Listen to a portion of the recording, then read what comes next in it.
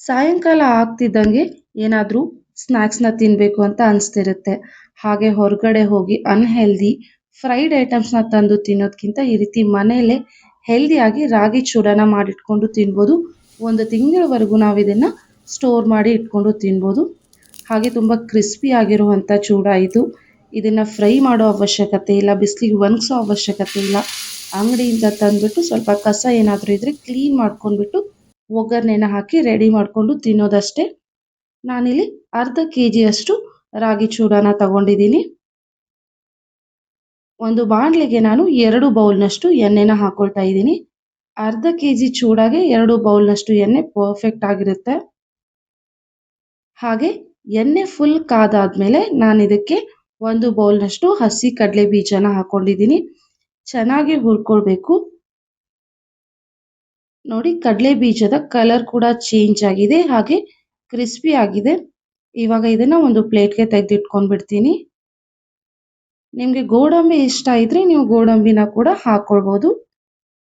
ಹಾಗೆ ಅದೇ ಎಣ್ಣೆಗೆ ನಾನು 1 ಬೌಲ್ನಷ್ಟು ಒಣ ಕೊಬ್ಬರಿನ ಉದ್ದುದ್ಗೆ ಕಟ್ ಮಾಡಿ ಇಟ್ಕೊಂಡಿದ್ದನ್ನ ಹಾಕೊಂಡ್ಬಿಟ್ಟಿದ್ದೀನಿ. ಚೆನ್ನಾಗಿ ಒಂದು 3 ನಿಮಿಷ ಫ್ರೈ ಮಾಡ್ಕೊಂಡ್ಬಿಡೋಣ. ನೋಡಿ, ಬ್ರೌನ್ ಕಲರ್ ಆಗಿದೆ. ಇವಾಗ ಇದನ್ನ ತೆಗೆದಿಟ್ಬಿಡ್ತೀನಿ. ಒಣ ಕೊಬ್ಬರಿ ಬೇಗ ಫ್ರೈ ಆಗಿಬಿಡೋದ್ರಿಂದ ಇದನ್ನ ಒಂದು 3 ನಿಮಿಷ ಫ್ರೈ ಮಾಡಿಕೊಂಡ್ರೆ ಸಾಕು. ಅದೇ ಎಣ್ಣೆಗೆ ನಾನು 1 ಟೀ ಸ್ಪೂನಷ್ಟು ಸಾಸಿವೆ ಹಾಗೆ 1 ಟೀ ಸ್ಪೂನಷ್ಟು ಜೀರಿಗೆನ ಹಾಕೊಂಡ್ಬಿಡ್ತೀನಿ. 5 ಮೆಣಸಿನ್ಕಾಯಿನ ಚಿಕ್ಕದಾಗಿ ಕಟ್ ಮಾಡಿ ಇಟ್ಕೊಂಡಿದ್ದೆ, ಅದನ್ನು ಹಾಕೊಂಡ್ಬಿಡ್ತೀನಿ. ಮೆಣಸಿನ್ಕಾಯಿನ ನಾವು ಚೆನ್ನಾಗಿ ಫ್ರೈ ಮಾಡ್ಕೊಳ್ಬೇಕು. ಮೆಣಸಿನ್ಕಾಯಲ್ಲಿರೋ ಮಾಯಿಶ್ಚರ್ ಎಲ್ಲ ಹೋಗೋವರೆಗೂ ಇದನ್ನು ಫ್ರೈ ಮಾಡ್ಕೊಳ್ಬೇಕು. ಮೆಣಸಿನ್ಕಾಯಲ್ಲಿ ಸ್ವಲ್ಪ ಮಾಯಿಶ್ಚರ್ ಉಳಿದಿದ್ರು ನಮ್ಮ ಚೂಡ ಬೇಗ ಹಾಳಾಗ್ಬಿಡುತ್ತೆ. ನೋಡಿ, ಈ ರೀತಿ ಸ್ವಲ್ಪ ವೈಟಿಶ್ ಕಲರ್ ಆದರೆ ಸಾಕು. ಮೆಣಸಿನ್ಕಾಯಿ ಕೂಡ ಚೆನ್ನಾಗಿ ಫ್ರೈ ಆಗಿದೆ. ಇವಾಗ ಇದಕ್ಕೆ ನಾನು ಒಂದು 20 ಬೆಳ್ಳುಳ್ಳಿ ಹೆಸರನ್ನ ಹಾಕೊಂಡ್ಬಿಡ್ತೀನಿ. ಹಾಗೆ 1 ಬೌಲ್ನಷ್ಟು ಕರಿಬೇವು ಕೂಡ ಫುಲ್ ಕ್ರಿಸ್ಪಿ ಆಗೋವರೆಗೂ ನಾವು ಇದನ್ನ ಫ್ರೈ ಮಾಡ್ಕೊಳ್ಬೇಕು. ನೋಡಿ, ಕರಿಬೇವು ಕೂಡ ಫುಲ್ ಕ್ರಿಸ್ಪಿ ಆಗಿದೆ, ಕಲರ್ ಕೂಡ ಸ್ವಲ್ಪ ಚೇಂಜ್ ಆಗಿದೆ. ಇವಾಗ ನಾನು ಇದಕ್ಕೆ 1 ಬೌಲ್ನಷ್ಟು ಪುಟಾಣಿನ ಹಾಕೊಳ್ತೀನಿ. ಪುಟಾಣಿನ ಆಲ್ರೆಡಿ ಹುರಿದಿರ್ತಾರೆ, ಹಾಗಾಗಿ ತುಂಬ ಹೊತ್ತು ಫ್ರೈ ಮಾಡೋ ಅವಶ್ಯಕತೆ ಇಲ್ಲ. ಸ್ವಲ್ಪ ಈ ರೀತಿಲಿ ಎಣ್ಣೆಯಲ್ಲಿ ಹಾಕ್ಕೊಂಡ್ಬಿಟ್ಟು ಬೇಯಿಸ್ಕೊಂಡ್ಬಿಟ್ರೆ ಸಾಕಾಗುತ್ತೆ. ಇವಾಗ ಇದಕ್ಕೆ ನಾನು ಒಂದು ಅರ್ಧ ಟೀ ಸ್ಪೂನಷ್ಟು ಅರಿಶಿನ ಹಾಕೊಂಡ್ಬಿಡ್ತೀನಿ. ನೀಟಾಗಿ ಮಿಕ್ಸ್ ಮಾಡ್ಕೊಂಡ್ಬಿಡೋಣ. ಖಾರ ಸ್ವಲ್ಪ ಜಾಸ್ತಿ ಬೇಕಿದ್ರೆ ನೀವು ಇನ್ನೊಂದು 2 ಮೆಣಸಿನ್ಕಾಯಿನ ಹಾಕೊಳ್ಬೋದು. ಹಾಗೆ ರುಚಿಗೆ ತಕ್ಕಷ್ಟು ಉಪ್ಪನ್ನು ಹಾಕ್ಕೊಂಡ್ಬಿಡ್ತೀನಿ.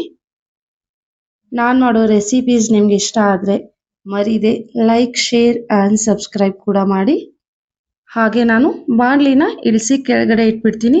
ಸ್ವಲ್ಪ ತಣ್ಣಗಾದ್ಮೇಲೆ ನಾನು ಇದಕ್ಕೆ ಹುರಿದಿಟ್ಕೊಂಡಿರುವಂಥ ಕಡಲೆ ಬೀಜ ಮತ್ತು ಕೊಬ್ಬರಿನ ಹಾಕಿಬಿಟ್ಟು ನಾನಿಲ್ಲಿ 1 ಬೌಲ್ ಚಿಕ್ಕ ಬೌಲ್ನಷ್ಟು ಕಾಶ್ಮೀರಿ ಲಾಲ್ ಮಿರ್ಚ್ ಪೌಡರ್ನ ಹಾಕ್ತಾ ಇದ್ದೀನಿ. ಒಂದು 3 ಟೇಬಲ್ ಸ್ಪೂನಷ್ಟು. ಕಲರ್ ಕೂಡ ಚೆನ್ನಾಗಿ ಬರುತ್ತೆ. ನೀಟಾಗಿ ಮಿಕ್ಸ್ ಮಾಡ್ಕೊಂಡ್ಬಿಡೋಣ. ಇವಾಗ ಇದನ್ನ ರಾಗಿ ಚೂಡಾಗೆ ಹಾಕಿ ಮಿಕ್ಸ್ ಮಾಡ್ಕೊಂಡ್ಬಿಡೋಣ.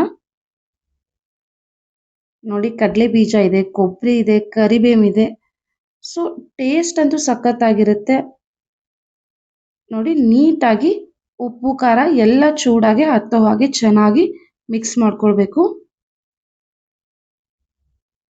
ತುಂಬ ಕ್ರಿಸ್ಪಿ ಆಗಿರುತ್ತೆ. ಹಾಗೆ 1 ತಿಂಗಳವರೆಗೂ ಇದರ ಕ್ರಿಸ್ಪಿನೆಸ್ ಕಡಿಮೆ ಆಗಲ್ಲ. ಒಂದು ಏರ್ ಟೈಟ್ ಕಂಟೈನರ್ಲಿ ಹಾಕಿಟ್ಕೊಂಡ್ರೆ ಹಾಗೆ ಇರುತ್ತೆ. ಇವಾಗ ಇದನ್ನ ನಾನು ಸ್ಟವ್ ಮೇಲೆ ಸ್ವಲ್ಪ ಬಿಸಿ ಮಾಡಕ್ಕೆ ಇಡ್ತೀನಿ. ಬಿಸಿ ಮಾಡ್ತಾ ಮಿಕ್ಸ್ ಮಾಡ್ಕೊಂಡ್ಬಿಟ್ರೆ ರಾಗಿ ಚೂಡ ರೆಡಿ ಆಗಿಬಿಡುತ್ತೆ.